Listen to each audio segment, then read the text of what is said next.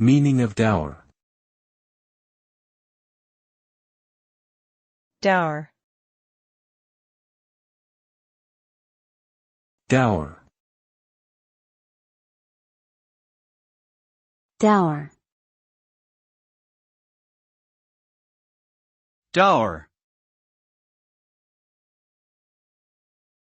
The word dour is an adjective that describes a person, attitude, or expression as being relentlessly gloomy, stern, or sullen. It suggests a lack of humor, warmth, or friendliness, and an overall negative disposition. A dour person may be seen as unfriendly, uncompromising, and difficult to please. The word has a strong connotation of seriousness and steadfastness, but also implies a certain rigidity and lack of flexibility. Overall, dour suggests a personality that is cold, unapproachable, and unwelcoming.